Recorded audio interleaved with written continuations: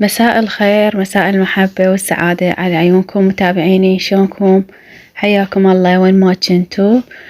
طبعا آسفة على الانقطاع مني لسبب ظروف صارت عندي. إن شاء الله رجعت لكم.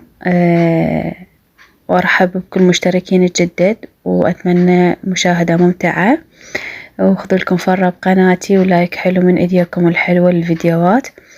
خلونا نبدأ فيديونا. اللهم صل على محمد وآل محمد. إن شاء الله اليوم راح أسوي الدولمة اللي هي على طريقتي. مرات أسويها طبعا صفرة ومرات أسويها حمرة، يعني مو سوا، بس الحالتين هي طيبة.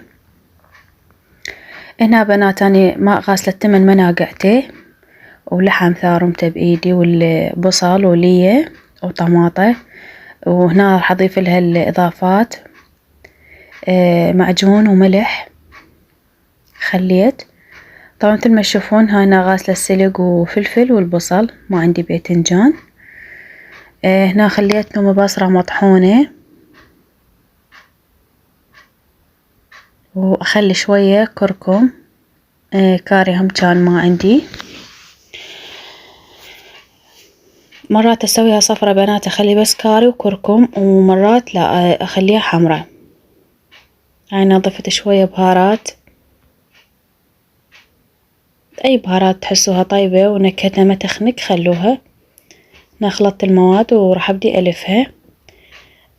طبعا سبب انقطاعي صراحة بنات، الفيديو اللي نشرته أتصور قبل الأخير اللي قلت بيه موضوع السمك، وقلت لكم السمك هي عنيات رب العالمين يرزق الإنسان. قلت لكم خلي نجرب طريقة السمك كل أربعاء إن شاء الله. اللي ما رازقه بيد يرزقه. وقلت لكم أرجع أقول لكم عن نيات. رب العالمين يقول على نياتكم ترزقون، فأني على نيتي. ألف الحمد لله والشكر. والله يا بنات، والله وما أكذب عليكم بحرف واحد، أني هواية تنمروا وطبوا علي، تنمروا وهواية غلطا بنات، هواي قالوا شنو هالخرافات، شنو هالعقليات، انتي يا دين تتبعين، شنو هالخرافات كاتبة بالسمك الله يرزقك بيش لك بهالكلاوات. أرجع أقولكم عن نيات، فأني نيتي الله شاهد ورسوله يدري بيها رب العالمين شنيا نيتي. أنا بنات مثل ما تشوفون أو ما تعرفون عني، أنا اللي قاعدة بيه هذا البيت، هذا بيت تجاوز. تعبت من الأجارات، مليت 10 سنين أنا بالأجارات، من 2005 لحد 2010 بالأجارات. فالله رزقني، شفت هذا البيت تعبان، اشتريته شراية بسعر مناسب. قمت على إمكانيتي أفلش غرفة غرفة وأبني لحد ما صار الحمد لله وشكر. حاويني وحاوية جهالي وحاوية رجلي، والبيوت تروح وتجي، بس صحة بني آدم، وإذا خسرنا بني آدم عزيز علينا إيش تسوالنا. فصفيت نيدي رب العالمين، وإن شاء الله إن شاء الله الله راح يعوضني إن شاء الله.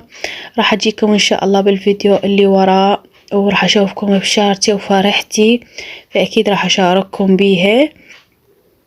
طبعا أنا أقول لكل وحدة تنمرت علي وغلطت واستهزئت بي أو استهزئت بعطايا رب العالمين، أقولها روحي الله يسامحك، وإن شاء الله درب الهداية إلك.